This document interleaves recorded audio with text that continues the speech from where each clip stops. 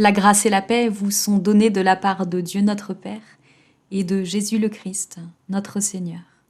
Amen. Bienvenue, sœurs et frères, pour ce temps de culte où nous sommes venus pour rechercher la présence de Dieu, pour écouter sa parole et la méditer.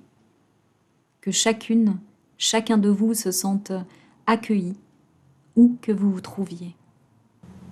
Louons notre Dieu, nous prions. Notre Dieu, nous voulons simplement te dire merci, car tu es au milieu de nous ce matin, comme tu l'as été avec toutes celles et ceux qui nous ont précédés. Nous te louons, Dieu éternel, ton amour envers nous est renouvelé jour après jour. Et reconnaissant pour ta fidélité, nous voulons te chanter.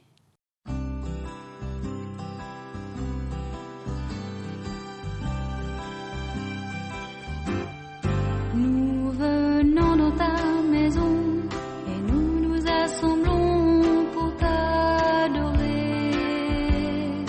Nous venons dans ta maison et nous nous assemblons pour t'adorer. Nous venons dans ta maison et nous nous assemblons pour t'adorer, Jésus. Oh, t'adorer, te louer, Seigneur. Tu nous donnes ta justice, tu nous as franchis pour t'adorer.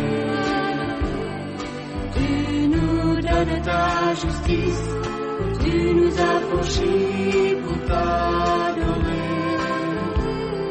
Tu nous donnes ta justice, tu nous as franchis pour t'adorer, Jésus. Oh, t'adorer, te louer, Seigneur. Humblement, nous reconnaissons notre péché. Nous prions. Sauve-nous, ô Dieu, car les eaux nous viennent jusqu'à la gorge. Nous enfonçons dans la boue des profondeurs, sans pouvoir tenir. Nous descendons au fond des eaux, un courant nous emporte. Ô Dieu, tu connais nos errances, et nos torts ne te sont pas cachés. Les erreurs ont été plus fortes que nous. Nous t'en prions, pardonne notre péché. Amen. Mon frère, ma sœur, écoutons la parole de pardon que Dieu nous adresse. Voici, j'ai placé devant toi une porte ouverte que nul ne peut fermer. Tu n'as que peu de force, et pourtant tu as gardé ma parole, et tu n'as pas renié mon nom. Heureux celles et ceux qui lavent leurs robes pour avoir part à l'arbre de vie et pour entrer par les portes dans la ville. Oui, je viens bientôt, dit le Seigneur. Que la grâce de notre Dieu soit avec vous tous. Amen.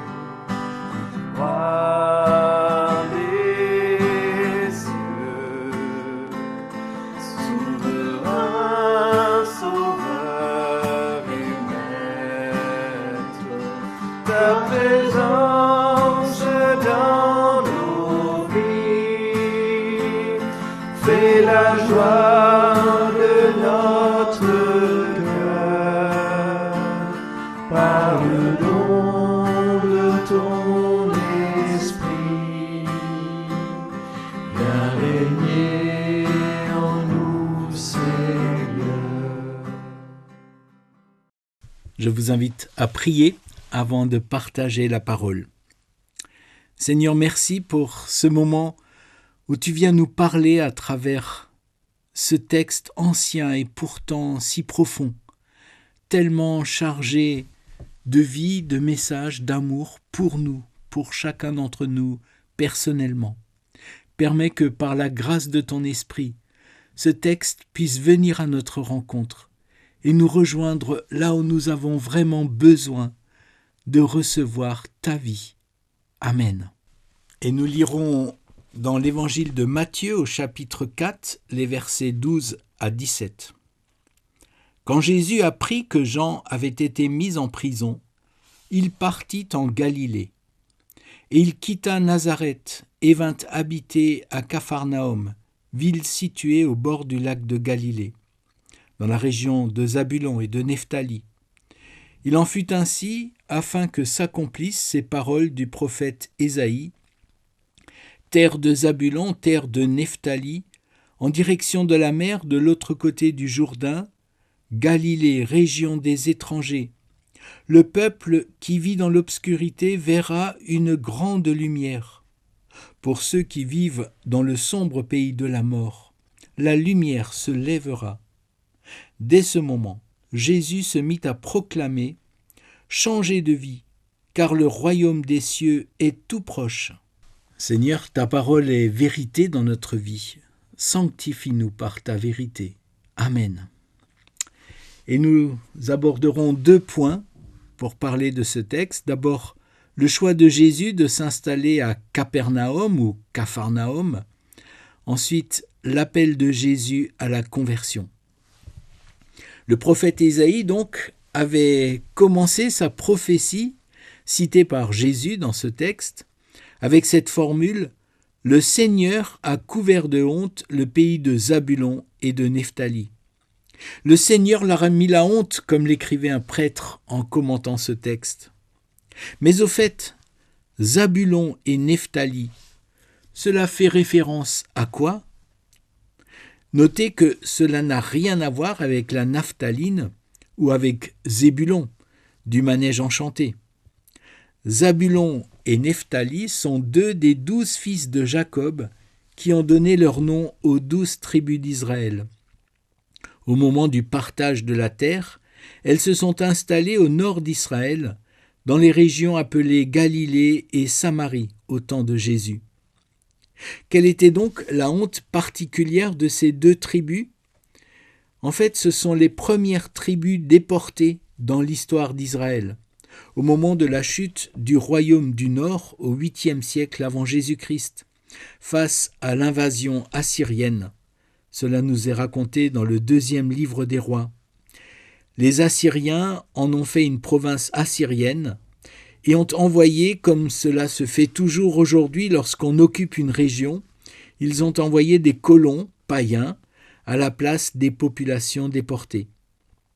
Au temps de Jésus, on ne parle plus depuis longtemps de Zabulon et Nephtali, mais de la Galilée des nations, la Galilée, région où vivent des étrangers, comme c'est dit dans notre texte.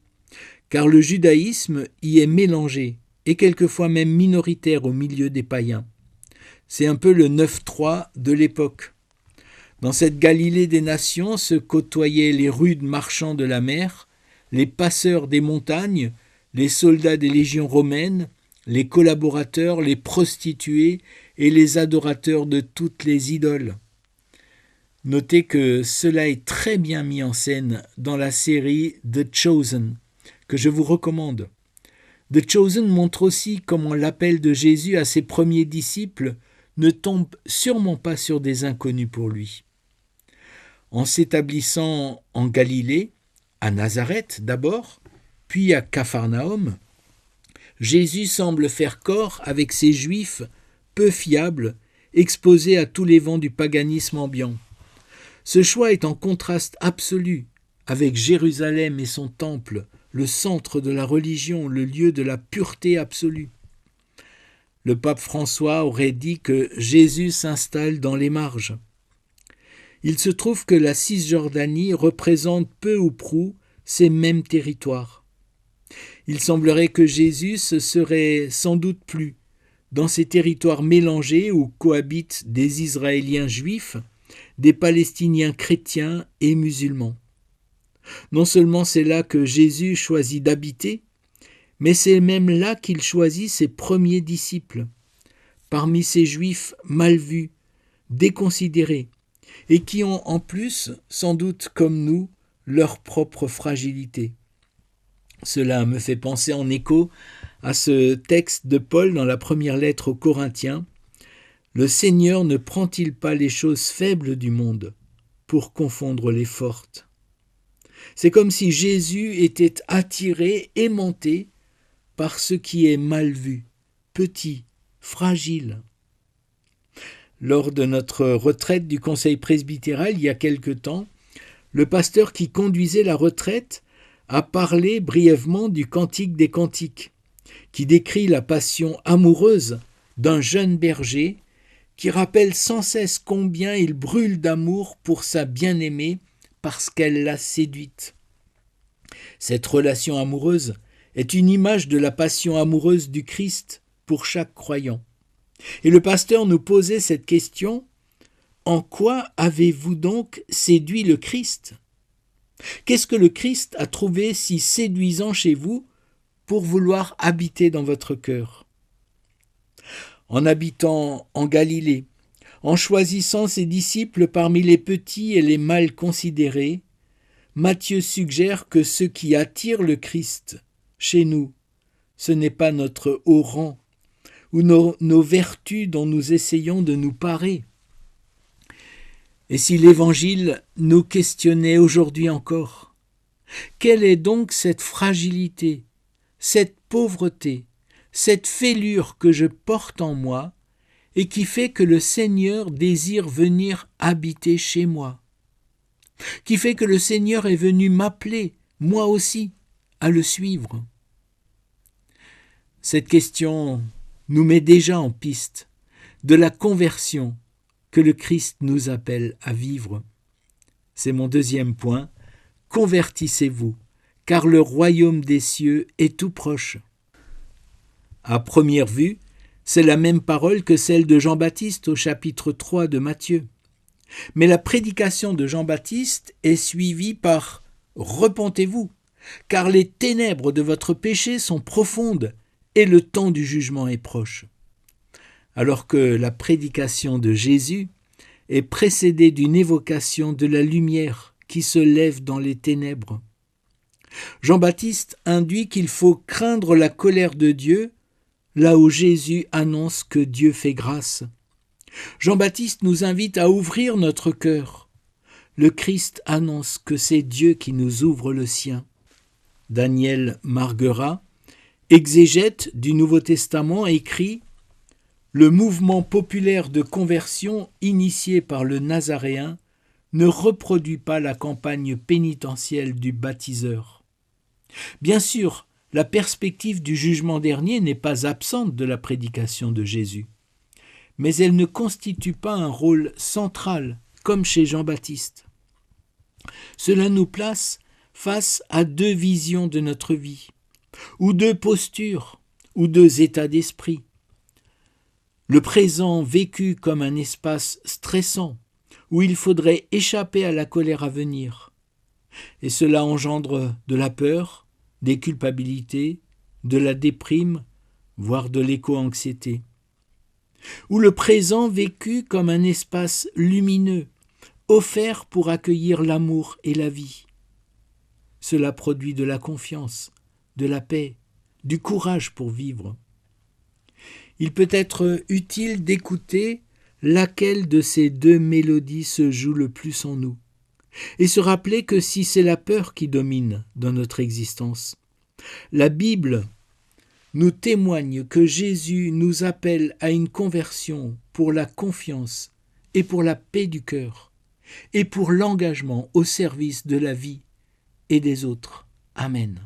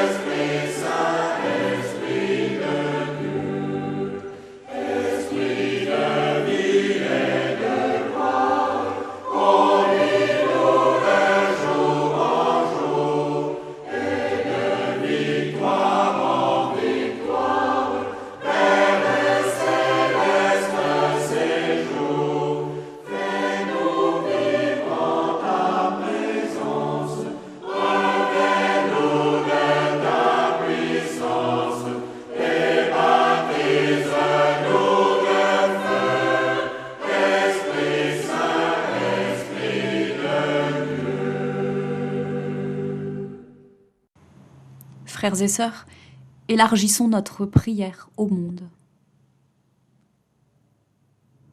Notre Dieu, dans la confiance en ton écoute, nous voulons te présenter tout ce qui nous touche. Nous regardons avec peine et incompréhension notre monde et ses sursauts, la violence à nos portes et les actes de guerre au plus lointain. Notre Dieu souffle un vent de paix sur notre terre, suscite des hommes et des femmes de bonne volonté, fait germer auprès des dirigeants les idées qui changent la face du monde. Nous pensons dans nos cœurs à toutes celles et ceux qui souffrent et dont nous connaissons les noms. Celles et ceux que la vie oppresse, que la maladie écrase, celles et ceux qui sont étreints par le deuil. Notre Dieu, étend sur eux ta main bénissante. Accorde-leur la sérénité de la foi et de l'espérance. Mets sur leur chemin des compagnons à l'écoute de leurs tourments. Au cœur de ton Église, notre Dieu, favorise les rencontres qui vivifient. Donne-lui la joie du témoignage, l'amour de ton service, l'espérance dans l'amorosité des jours et l'imagination dans l'expression de la foi.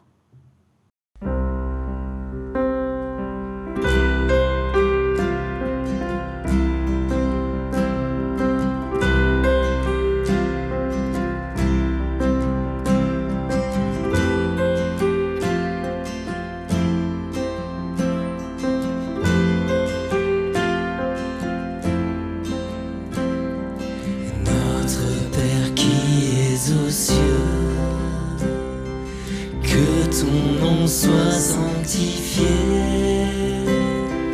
que ton règne vienne, que ta volonté soit faite sur la terre comme au ciel. Donne-nous aujourd'hui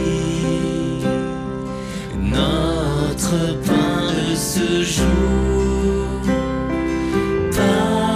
Pardonne-nous nos offenses, comme nous pardonnons aussi à ceux qui nous ont offensés.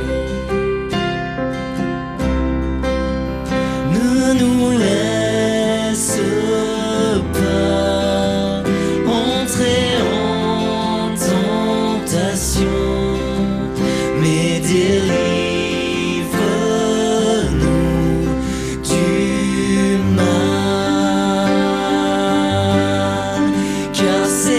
à toi qu'appartiennent le règne, la puissance et la gloire pour les siècles des siècles. Amen.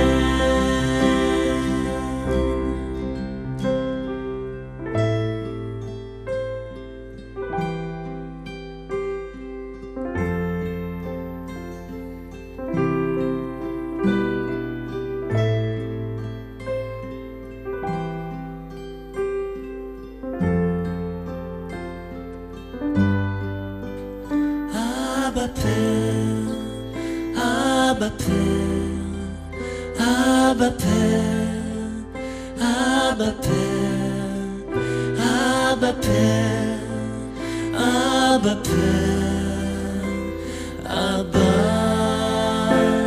Abba, Abba Père, Abba Père, Abba Père, Abba Père, Abba Père, Abba Père, Abba, Abba, Abba Père, Abba Père, Abba Père, Abba Père, Abba Père, Abba Père, Abba. Abba, Abba Père.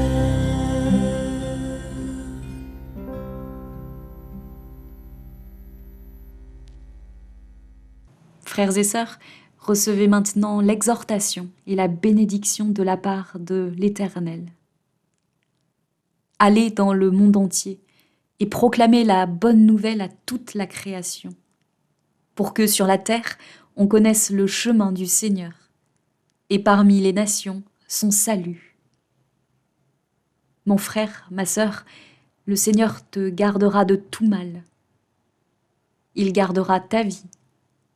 Le Seigneur te gardera lorsque tu sortiras et lorsque tu rentreras, dès maintenant et pour toujours. Amen.